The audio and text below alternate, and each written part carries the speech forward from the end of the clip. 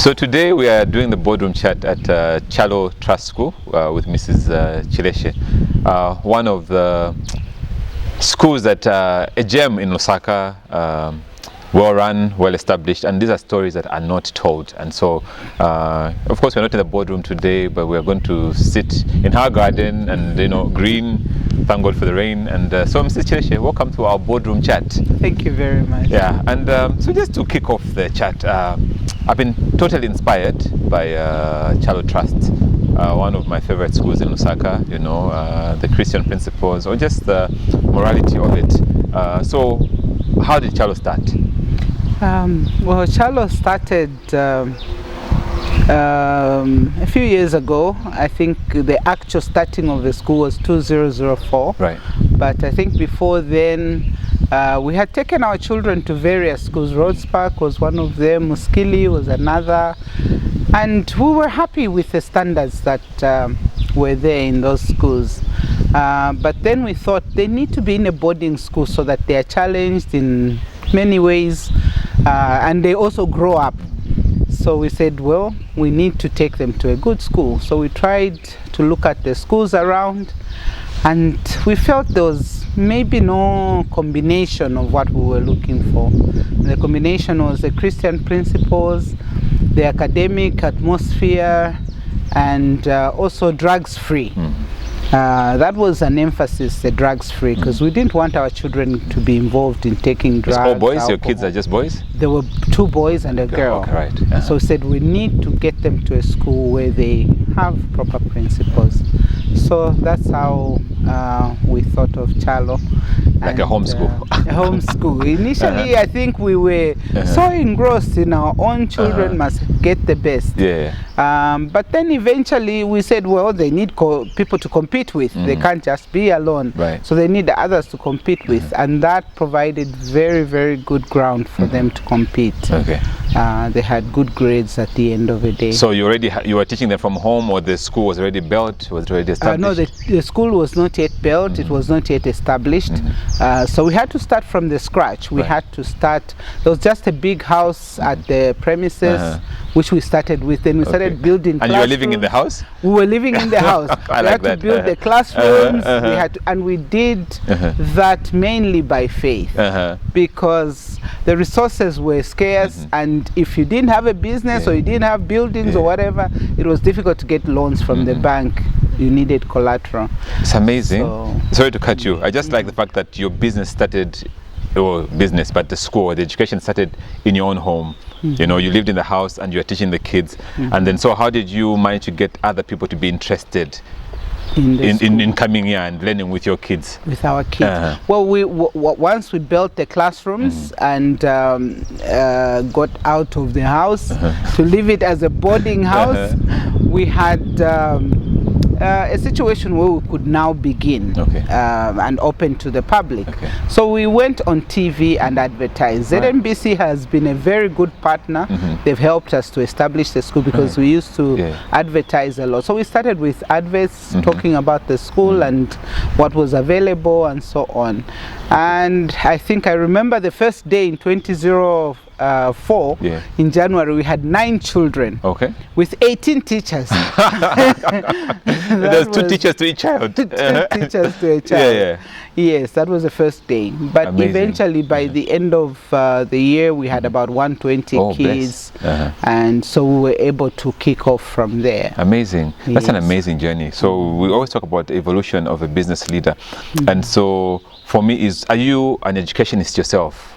No, not necessarily. What's your background?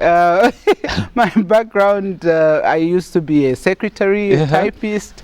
Yes, people jokingly call me Jenny typist. But now I'm called Jenny florist because I do plants now. But anyway, my background is just that I had a passion for teaching kids. I had a passion to groom kids, to talk to them, to help them to establish themselves in life, and just to motivate them to be something that they were not. So my husband was an economist, and he's done quite a number of things, but he's also into teaching. He's got that passion to motivate, to teach the kids, to help them establish themselves in life. But you are the principal of the school? I wasn't the principal at the time. No, we started off as co-directors, me and my husband. Okay. So we started from that end, and we would employ principals who were in from the education background. So those technocrats, they managed to evolve the school into a beautiful place that it is now, and they were able to put in what they could to educate. You know how you know what your strengths are, and you didn't try to get yourself into now becoming the the principal, because it's my business, and people do that. And for me, it's amazing that you didn't jump into that, but you stuck to directing and managing the business, isn't it? Exactly. Yes. I think these things, people go out to train as teachers, and they go out, they spend so many years to try and perfect their skill in them. So a person without that skill can't just jump in and say, I'm going to direct this, because there's quite a lot of things that teachers know that I perhaps wouldn't know because I haven't trained in that Were field. you tempted to go into teacher training? Teacher training, never been tempted. Never been. I felt what I was doing was so sufficient, and for me, it was just to provide the backup and everything, and amazing. just run the business side of the I like that. So what's your philosophy of life? Philosophy of life is hard work never kills anyone. It never kills anyone. Sometimes because of that belief, I wake up at 6 and I'll work until about 18, 19, and I've never gained strength from working very hard, and it pays actually when you work hard. At least you get so many hard work rewards. never kills anyone. And then networking, how do you network, considering that you are more into administration and directing of the school, but then how do you network?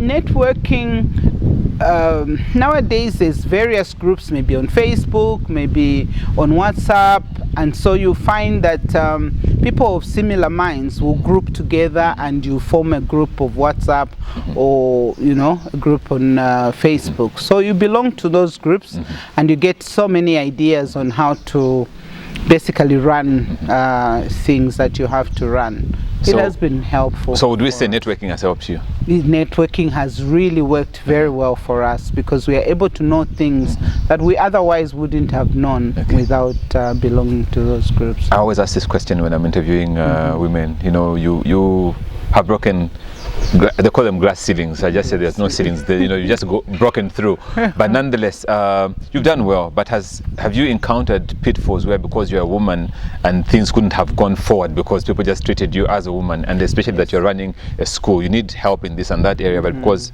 of being this gender, you encountered some hurdles? Yes, I think we have encountered a lot of hurdles. There have been times when I have to appeal to my husband and say, can you talk to this man, because he's treating me this way because he feels I'm a woman, I don't understand stuff, and I'm emotional, and so on and so forth. Can you talk to him? And once my husband has spoken to them, we find that the situation changes for the better. I think there are quite a number of men who are a little bit chauvinistic even now. Yeah. So how do you say there was no husband? How do you have jumped or knocked over that hurdle? How do you have dealt with it? Okay. Yes. I still use principles, because if we're talking about school fees, a person still has to pay school fees whichever way. So we use those principles and say, look, we've laid down certain rules that this is what we will do if a parent doesn't pay school fees on time. So you have to pay. Whether a man or a woman. Whether a man or a woman. But sometimes it becomes a little bit challenging. And so thank God for my husband, who is there to assist me for now. If he wasn't there, I'm sure I would find other ways that the networks would have worked. Yes, the networks. That's another way. You'd go to your network and say, how do we navigate through this? Another thing that has happened in the last 12 months in Zambia is we've been hit business-wise due to the COVID pandemic, and schools were closed for the longest time, and even even now, we're still living in precarious times. We're still debating, should we go ahead, should we not go ahead? So how has COVID affected your enterprise, so to say? We could have looked at the COVID situation as a negative thing, so to speak. But for us, we just decided, okay, fine, it has happened, it has hit us, let's move forward. So we pushed the grade 12s to work so hard, such that the results of this past year, I think, have been some of the best we've had in the 17 years we've run the school. Well done. They were very, very good results. Each of the children just committed themselves to studying because there were no other activities. Was this online schooling, or this was no, it wasn't online. I mean, most of the time when the government said let the exam grades get into school, we quickly jumped in and got the children to start working. So we didn't have other activities like sports, like the fashion parades and so on, all the other entertainment activities that we usually do. So they concentrated on the academics, and the results were excellent. Wow. That's, I like the fact that you actually turned a negative into a positive. Exactly. And here we are now giving testimonies of all that. So apart from running the school and managing all that, what's your downtime? Do you ever rest? What do you do when you're not working? Well, I don't know if I can call it not working. You're forever working? Well, it's work, but it's also leisure for me. I do indoor plants and outdoor plants. I just focus on working in the garden. I love the garden. I think from childhood I always loved the outdoors. So I said, well, I have a lot of energy, so let me turn it into producing something. And when the COVID situation hit, actually, I started selling. And I realized, oh, there's an income to be made from here. And that has helped me a lot. So now it's gone commercial? It's commercial now. Oh, bless. That's really nice. I'm actually encouraged because you see, in all these things, as much as you're running the school, then your talent or your interest or your hobby in plants now has turned out into a business. And then balancing work and home, how does that work? I know the kids, it's a boarding school, and then you've got a home, husband, like you said, and grandchildren. How do you balance that? My children are grown, all of them. The last two are in university, and our firstborn is helping us run the business, and he's got a family of his own. We have a grandchild, so we are happy in that way. But balancing the two has always been a big challenge for me. Sometimes my husband complains, you spend too much time in your garden. Oh, it's the garden, not the school. No, not the school. Well, it's a school. The garden is at the school, so the time is spent there. But I think he's happy. He's also getting involved in getting some plants and also planting his own garden and everything. So it's very exciting for us because we are growing older and we have a very nice hobby that keeps us young in the mind. We are very excited about it. Yes, that's amazing. I mean, for me, education, I've always said, and I think I will do it. I think we were talking before the cameras were rolling, that I would like to run a school. So what's the biggest joy of you running a school when all is said and done? When all is said and done, I think the biggest joy is to see a child who maybe we thought was challenged in academics or challenged in this way or that way, or even in character, in discipline. When we see them standing as solid citizens, able to even give a word of prayer, able to give a word, share the word of God with others, or just able to succeed in their business or their workplace, that is such a joy, so satisfying. Do they ever come back to you? They do. Some of them do come back. And like yesterday, somebody just came from nowhere. I looked, I said, who is this student coming to me? Because some of them are still small. So she looked at me and she took down the mask and she said, Mommy, it's me. I said, oh my goodness, how are you? And so on. Then she said, oh, I'm getting married. Somebody brought me to Bali. I said, wow. I started dancing as usual, very excited. That is such a joy. So I like that they call you Mommy. They call me Mommy. So for me, maybe that's the ethos of the Chalo Trust. or maybe when you're running your business, it's more like a home, isn't it? And that was the foundation on which you based it. So in terms of advising, if you're going to advise a woman who's doing business, who's trying to start business, either education or flowers or just baking, what would you say would be your principle that has held you together? Because I like the fact that kids call you mommy and all that. Yes, I think the thing that anyone has to know when you're doing a business is that that ownership spirit has to be there so much. You have to take it as you would take a family, maybe, or how you would take a home, the way you'd run a home. That's how you can run a business as well, and that brings success because you are so involved, heart and soul. You are involved in what you're doing. So if you remove heart and soul from your business and you treat everyone as just customers who are coming your way, but if you do it with that passion, with that compassion for us in this business, then we're able to embrace the children, each one of them from whatever background. We are able to take them in as our own personal children. That way there's success. I like that. So where do we see Chalo in the next 5 years? You've done 17 years right now. Yes. So where are we seeing the school going, or just the enterprise going in the next 5 years? 5 years. Yes. Well, 17 years ago, we didn't know that we would be this big. We would even have a primary section that's so successful and everything. So we're just hoping to solidify what we have started. There's quite a lot of things that we have left, maybe without completion. Buildings, they need, some sort of completing and so on. So we hope that we can maybe make it more solid and more concrete. And I think that's success for us. I'm totally amazed. I went to the school. I'm now at the primary section. I mean, for me, it's always cheering on people.